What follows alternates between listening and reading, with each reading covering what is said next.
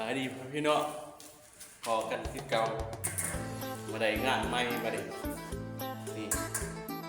มาเฮ็ดเรียนโดยเป็นกรรมกรคือเก่าเลยมาหาเฮ็ดเรียนเขา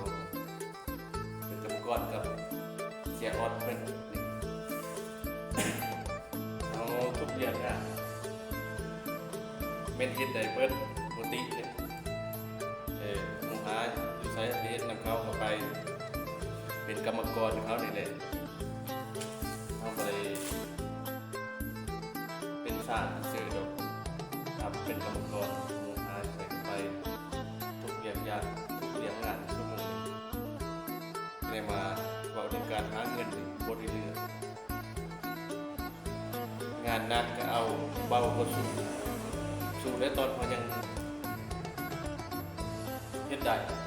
ตอนว่าห้องประตูมันเฮ็ดบ่ได้ก็ยอมกันเนาะในช่วงนี้นี่ว่าสิไปติดบานประตูให้เขาไปกับสร้างเขาแต่สร้างนี่ก็ไปเอาเครื่องมิดตรงนี้หาตรงนี้ไปดุนเนี่ย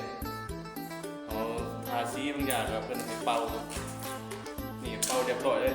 ทาสีเรียบร้อยแต่หาพลาสติกติดนี่ให้เขาเป็นกรรมกรประจำให้เพื่อนเนี่ยรถหาเพื่อนมีคนทำมาหอมพี่น้องที่จะได้สะออนบนเรือนเขาแต่เรือนงานเขาสิมีบุญวาสนาสิได้เรือนเขาเรือนงานหาสร้างคนมาอย่างลูกหลานมันแลกไปโอ้ยก็สะออนมาเบิ่งเพื่อนเขาเป็นลูกจ้างประตูนี่ก็หลายอันได้มื้อนี้สิติดเพิ่นแต่เพิ่นเนี่ยบ่ทันมานี่กองเยี่ยมเพิ่นทันก็แม่นนี่ก็สิติดเพิ่นนี่มาเบิ่งเพื่อนข้างนอกเด้อพี่น้องนี่ก่อนมื้อนี้สิเฮ็ดนี่ซุมนี้แล้วสิมาติดกับเพิ่นบ่ทันมาก็ไปดนแท้นี่เพิ่นให้เป่าสีกับเบิดก่อนนี่เป่าให้เขานี่เป่าเรียบร้อยแล้วแถวนี้เป่าเลยทุกนั้นก็ยังบ่ทันได้เป่าซักสีกับเบิดเลยเบิด3ป่องนี่เบิดเลย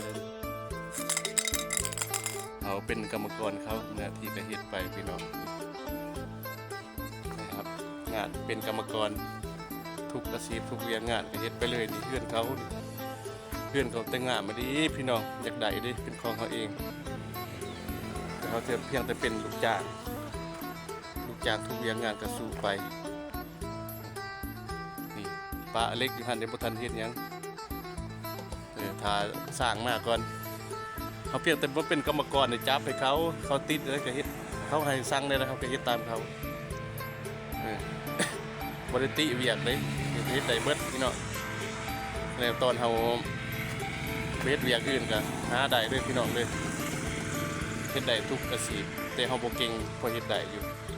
เอาสำหรับคลิปนี้ฝากพี่ฝากน้องไว้สำนี้ก่อนเบิ่งเรือนคำเตือนงามบาย